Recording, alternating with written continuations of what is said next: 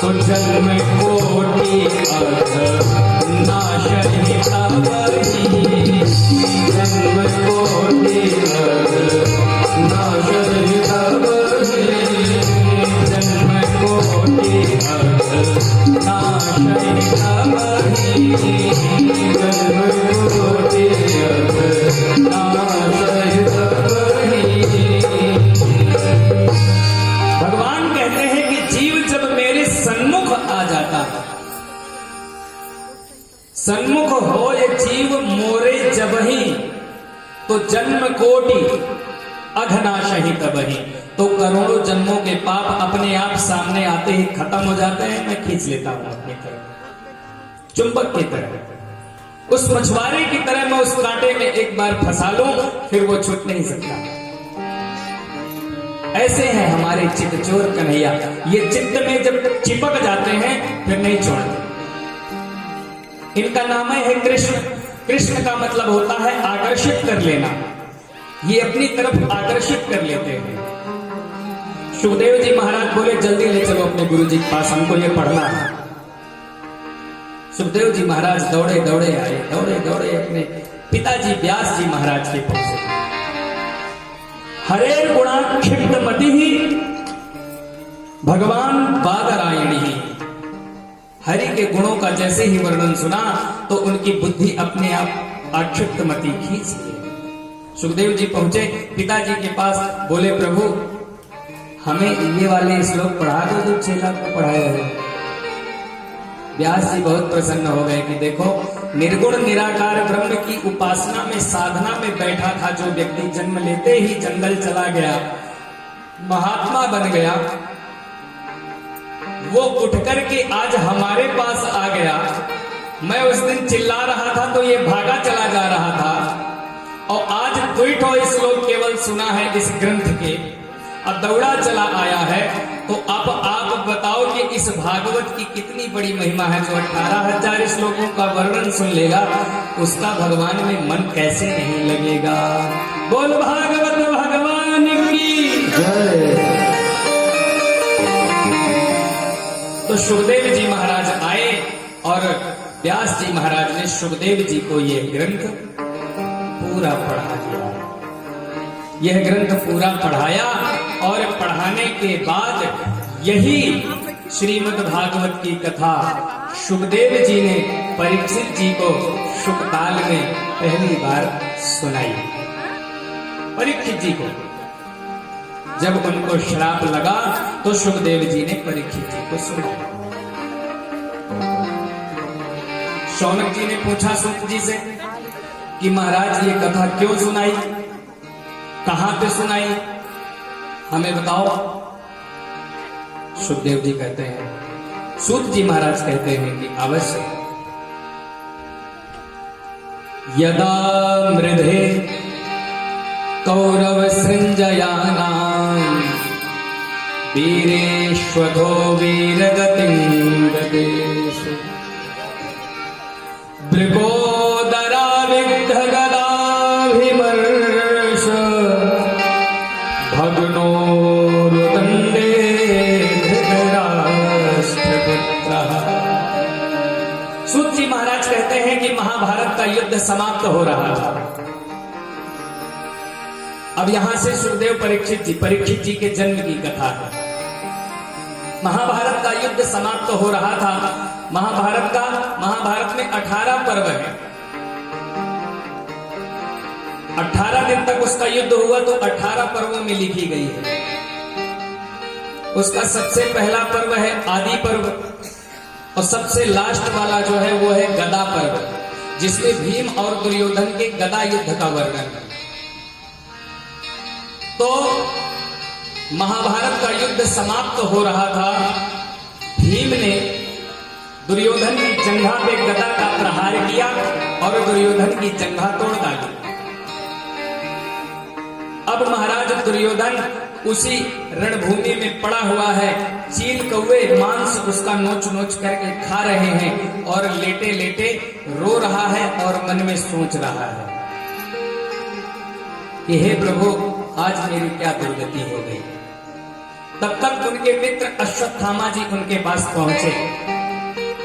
अश्वत्थामा जी उनके पास पहुंचे और अश्वत्थामा ने कहा कि मित्र, आखिर इतने कष्ट में तुम हो और तुम मरणासन्न अवस्था में हो और मैं तुम्हारे लिए कुछ नहीं कर पाया, लेकिन तुम चिंता मत करो, अभी तुम मुझे आदेश करो, मैं तुम्हारे लिए क्या कर सकता हूं। दुर्योधन ने कहा, देखो सबसे बड़े कष्ट की बात यह है कि वो कौरव थे 100, हम पांडव थे 5, दोनों के बीच का युद्ध था, हम 100 में कोई नहीं बचे और उन 5 में से किसी एक को कुछ भी नहीं हुआ। यदि तुम एक का भी वध हमारे सामने कर दो तो कुछ तो मन को शांति मिलेगी। देखो दुर्योधन की स्थिति कैसी है, मरणासन्न स्थिति में पड़ा है, लेकिन सोच क्या रहा है, देखो यही जीव की स्थिति है, यही स्थिति है जीव की, लेकिन फिर भी माया में लिपटा है व्यक्ति, फंसा। जैसे एक सर्प एक मेढक को खाया हुआ, अब वो मेढक सर्प के गाल में आधा है और आधा निकला है, तब तक उस मेढक के सामने से एक कीड़ा जो है पतंग उड़ करके सामने से जैसे गया, तो मेढक मुंह खोल रहा है कि हम इसको दबा लें। अरे तुम देखो कि कहां पे हो, खुद सर्प के गाल में है, लेकिन सोच रहा है कि हम इसको दबा लें। तो हम सब मरण धर्मा हैं, सब मरने वाले हैं, लेकिन फिर भी माया इतनी प्रबल है कि हम छोड़ नहीं पा रहे हैं इसको। हम सोच रहे हैं कि इतना और आ जाए, जाते जाते इतना और हो जाए।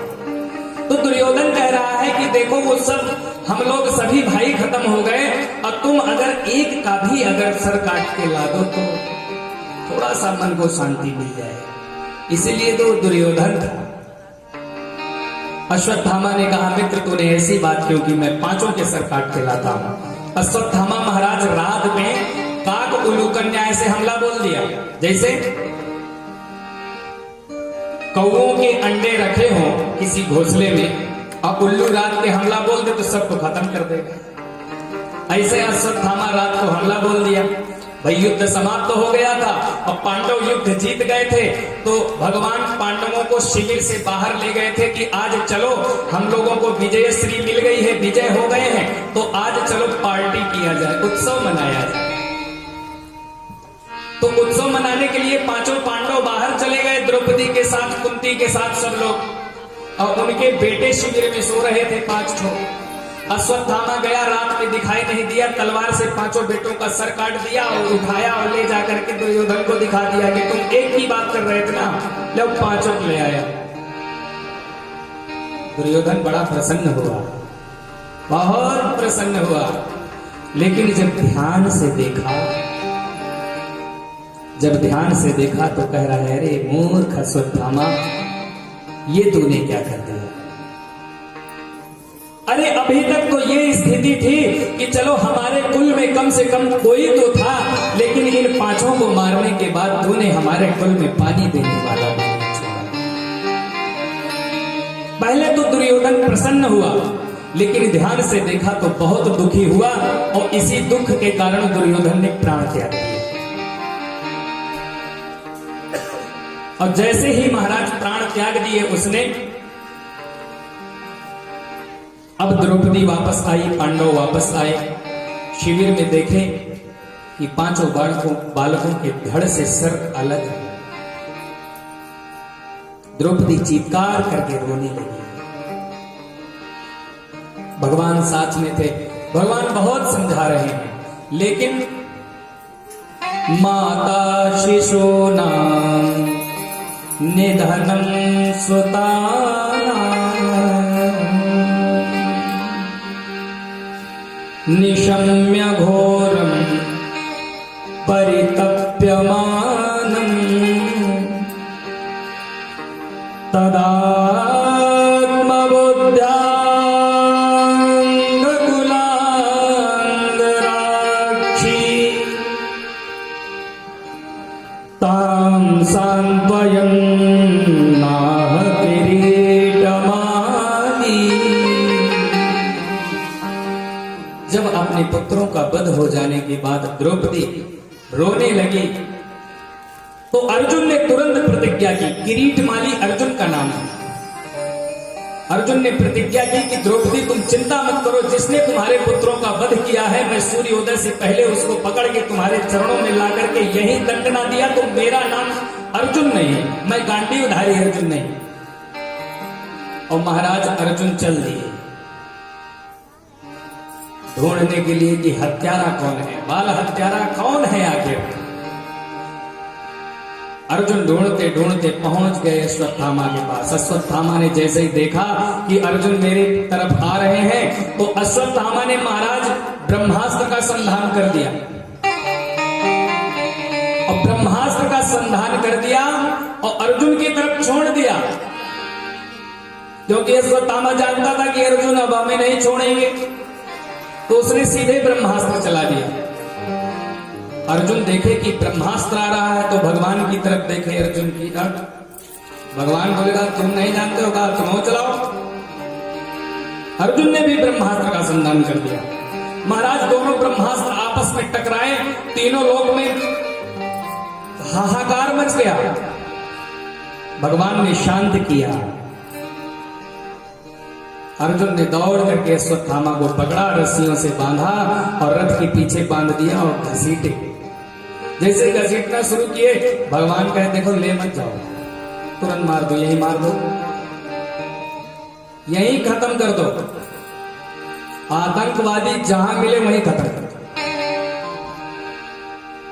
अगर इसको लेके गए फिर पूरा प्रोसीजर होगा, फिर हाई कोर्ट, फिर सुप्रीम कोर्ट, फिर राष्ट्रपति, फिर प्रधानमंत्री, फिर 2 साल तक जेल, फिर बेल और फिर दुनियादारी, करोड़ों रुपया खर्चा होगा केवल उसको पालने पोसने, तब उसको फांसी होगी।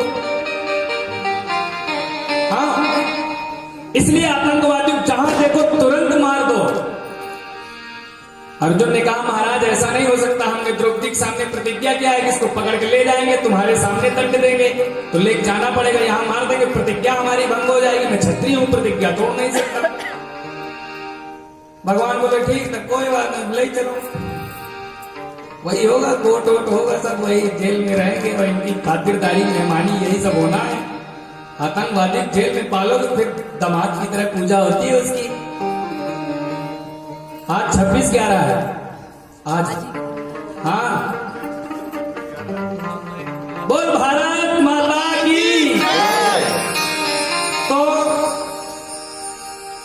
अर्जुन पकड़ करके ले आए और पकड़ के लाए और ला करके धक्का मार करके द्रौपदी के सामने फेंक दिया अश्वत्थामा को कि ये है तुम्हारा बाल हत्यारा, देखो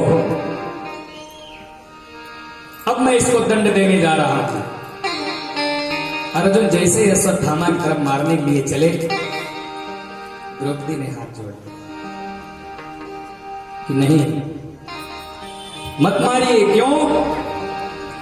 मुच्यता मुच्यतामेष ब्राह्मणो नितरां गुरु। इनको छोड़ दीजिए, छोड़ दीजिए। मुच्यताम मुच्यताम, मत मारिए। क्यों? ये ब्राह्मण है और ब्राह्मण हमेशा गुरु होता है। ब्राह्मणों नितरां गुरु, ब्राह्मण जन्म से गुरु होता है। वो पढ़े लिखे कुछ करे चाहे ना करे, ब्राह्मण जन्म से गुरु होता है। समाज का गुरु ब्राह्मण होता है, निरंतर गुरु। और ब्राह्मण की बात छोड़ दो, ये तुम्हारे गुरु जी का पुत्र है, द्रोणाचार्य जी का पुत्र है अश्वत्थामा। और इनको पुत्र मत देखो, ये पुत्र के रूप में तुम्हारे गुरुजी खड़े हैं। जब हमारे गुरुजी नहीं रह जाते तो पुत्र को गुरुजी मानते हैं। तो ब्राह्मण तो है लेकिन ये गुरुजी है। और बताओ कि इनके पिताजी तुमको इतनी अच्छी विद्या दिए हैं, शस्त्रों के बहुत गुह्य से गुह्य, गूढ़ से गूढ़ रहस्य तुम्हें बताए हैं और उनका वध कर रहे हैं। ऐसे व्यक्ति का वध नहीं करना चाहिए, इन्हें प्रणाम करना चाहिए। अर्जुन सोचने लगे कि भगवान सही कह रहे थे। वहीं पे खेल खत्म कर देते तो सही रहता। अब शुरू वकालत शुरू हो गई। क्यों? द्रौपदी ने कहा कि मारो धीरम भद्रंते गौतमी पति देवता यथा मृतवत्सारता रोदीरम श्रुमुखे मोह। द्रौपदी ने कहा कि देखो तुम्हारे गुरुजी तो है नहीं, द्रोणाचार्य जी का तो वध हो गया महाभारत में, बची है तुम्हारी केवल गुरु माता और मैं भी एक माता हूं। तो मैं समझ रही हूं कि पुत्र के मरने का क्या कष्ट होता है, क्योंकि मेरे 5 पुत्रों की हत्या हुई है और अगर तुमने इनको मार दिया तो इनकी माता का भी वही हाल होगा जो मेरा इस समय हुआ। ऐसी है हमारे भारतवर्ष की नारियां महाराज। द्रौपदी के 5 पुत्रों की हत्या हो गई, लेकिन द्रौपदी का धैर्य और संयम देखो।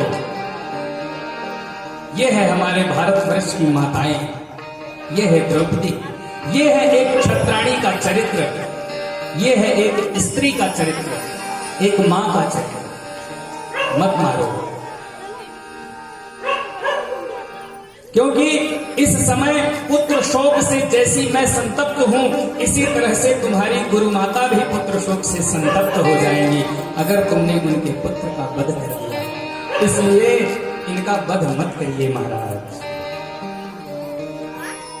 अब अर्जुन कहे कि अब तो सबसे बड़ा झंझट।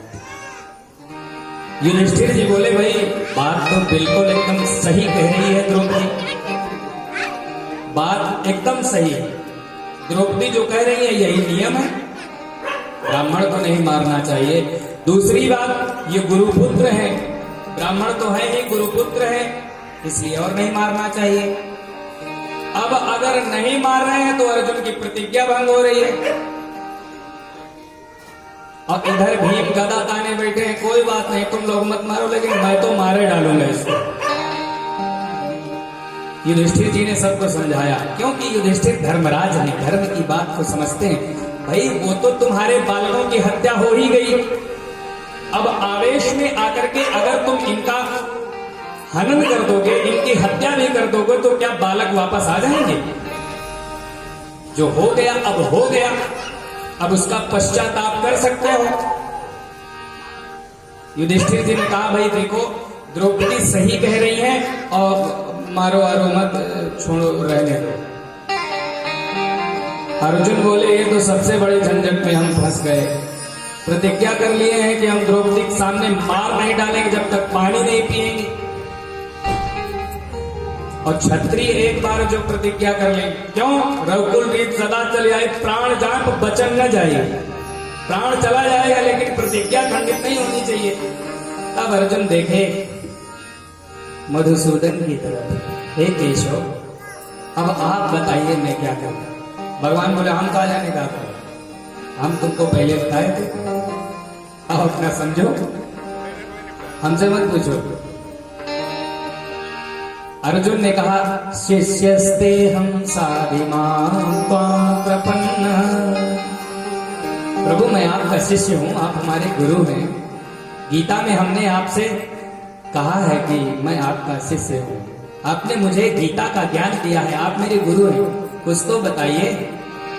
भगवान ने कहा देखो अगर हमसे पूछ रहे हो तो हम शास्त्र की बात बताएंगे, हम गलत कुछ नहीं बताएंगे। तस्मात् शास्त्रम प्रमाणम ते कार्याकार्य व्यवस्थित। क्या करना चाहिए क्या नहीं करना चाहिए इसका प्रमाण शास्त्र देते हैं। तो मैं शास्त्र की बात बताऊंगा, मैं उल्टा सीधा कुछ नहीं बोलूंगा। अर्जुन बोले बताइए महाराज। अब भगवान बता दें, अरे वाह क्या बात है। ब्रह्म बंधुर न हन्तव्यः लेकिन आततायी बधार्हणः अमयैवो भयमानातं परिपाहि अनुशासनम्। भगवान ने कहा देखो शास्त्र कहता है कि ब्रह्म बंधुर न हन्तव्यः, ब्राह्मण को कभी मारना नहीं चाहिए, शास्त्र का नियम। लेकिन आतताई को कभी छोड़ना भी नहीं चाहिए। समझना बात को, ब्राह्मण को कभी मारना नहीं चाहिए और आतताई को कभी छोड़ना भी नहीं चाहिए। अर्जुन बोले, बात तो समझ में नहीं आई प्रभु। आप कह रहे हैं ब्राह्मण को मारना नहीं चाहिए और जो आतताई हो, आतंकी हो, हत्यारा हो, उसको छोड़ना नहीं चाहिए। अब ये ब्राह्मण है तो इनको मारना नहीं है, और ये आतताई है इसलिए छोड़ना भी नहीं। अब क्या करें? अर्जुन बड़े सोच में पड़ गए। बोले महाराज आप ये बताइए कि आप सुलझा रहे हैं कि और उलझा रहे हैं? अब भगवान ने कहा ये दोनों बातें हमने ही कही हैं। भाई युधिष्ठिर जी जो कह रहे हैं वो बात बिल्कुल सही है, क्योंकि युधिष्ठिर जी बड़े हैं। भगवान कृष्ण भी युधिष्ठिर जी को बड़े भैया बोलते हैं, क्योंकि बुआ के लड़के। तो जो बड़े भैया कह रहे हैं ये बात सही है, क्योंकि ये धर्मराज हैं, धर्मराज गलत तो कहेंगे नहीं। तो इनकी बात को मानना चाहिए, क्योंकि तुम छोटे हो, बड़ों की बात भी मानो। ये कह रहे हैं कि मत मार, नहीं मारना, लेकिन इतना ध्यान रखना कि तुम क्षत्रिय हो, प्रतिज्ञा मत अपनी भंग कर देना। अर्जुन फंस गए। बोले महाराज आप एक तो वैसे 3 जगह से टेढ़े हैं और आप बात भी एकदम टेढ़े टेढ़े। टेढ़े सरकार की बात भी बहुत टेढ़ी होती है, समझ में नहीं आती। अर्जुन ने कहा महाराज क्या किया जाए?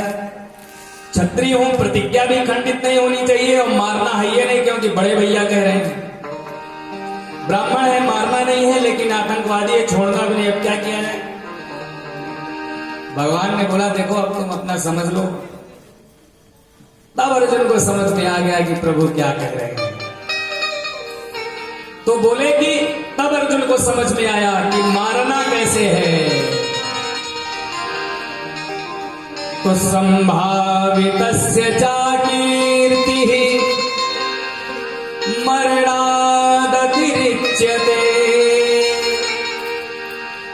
कोई अच्छा प्रतिष्ठित व्यक्ति हो समाज में, जिसकी बहुत प्रतिष्ठा हो, उसको अगर एक बार भरी समाज में बेइज्जत कर दिया जाए तो मरने के समान कष्ट होता है उसे। और समाज में एक बार उसकी बेइज्जती हो जाए तो मरने के समान कष्ट होता है। संभावितस्य च कीर्तिः, जो बहुत प्रतिष्ठित व्यक्ति है, अगर उसकी अकीर्ति फैल जाए, अगर उसका अपयश फैल जाए, तो फिर वो मरा हुआ ही समझो। संभावित कहूं अपजस लाभो, संभावित तुलसीदास जी ने कहा लाभो मरण कोटि सम दारुण लाभो, मरण कोटि सम दारुण लाभो। संभावित कहा अपजस लाभो, संभावित कहा अपजस लाभो, मरण कोटि सम दारुण लाभो, मरण कोटि सम दारुण लाभो।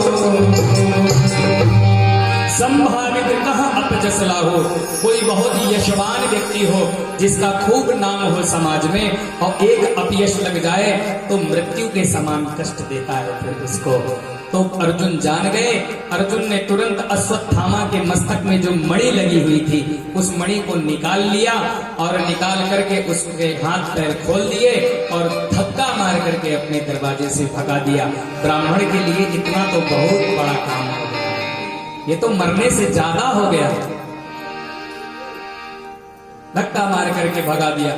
महाराज उसको तो भगा दिए, लेकिन अश्वत्थामा बहुत क्रोधित हो गया इस बात को लेकर के। अश्वत्थामा ने प्रतिज्ञा कर ली मन ही मन कि कोई बात नहीं, लेकिन मैं तुम्हारे वंश में एक भी व्यक्ति नहीं छोड़ूंगा, कोई भी। और ये सोच करके अश्वत्थामा वहां से चल पड़ा। और इधर क्या हो रहा है, महाभारत का युद्ध समाप्त हुआ और भगवान जो है रथ पे आरूढ़ हुए द्वारिका की ओर जा रहे हैं, द्वारिका की ओर जा रहे हैं भगवान। तो सब लोग भगवान से मिलने आ रहे हैं।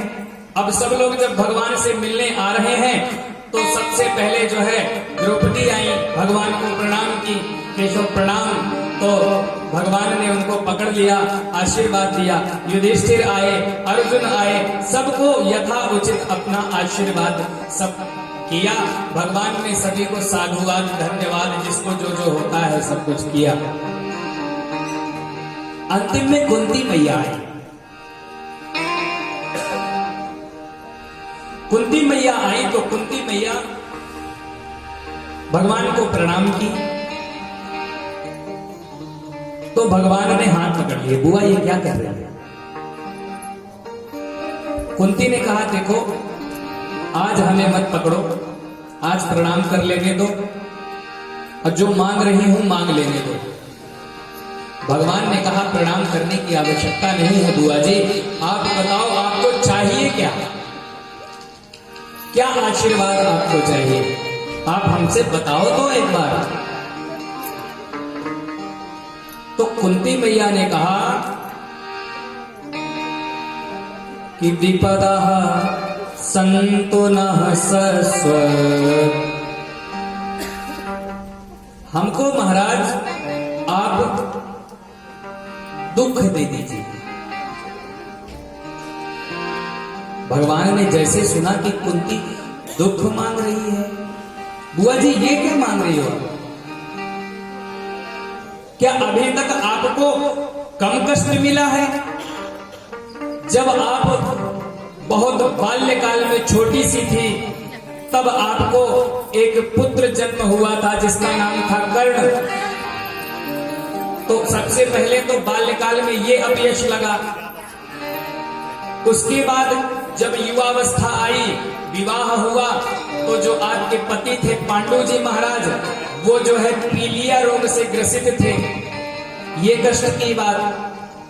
और फिर जब घरी युवावस्था थी तो आपके पति जी का देहावसान हो गया, ये कष्ट। उसके बाद 14 साल का वनवास हुआ पुत्रों के साथ, ये कष्ट। 1 साल का अज्ञातवास हुआ महाभारत में, ये कष्ट।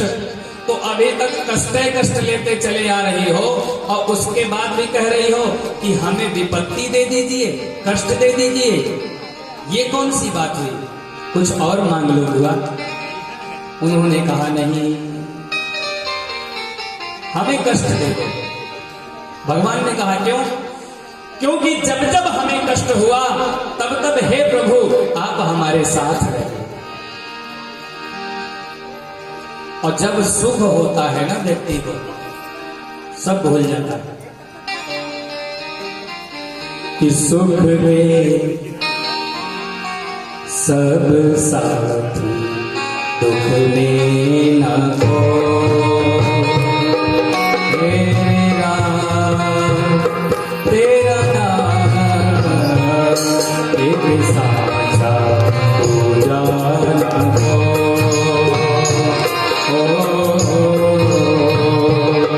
सुख के सब साथी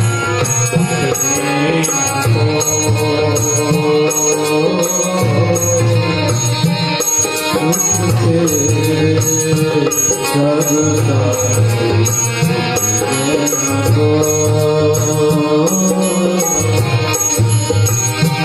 मेरा तेरा नाम मेरे साथ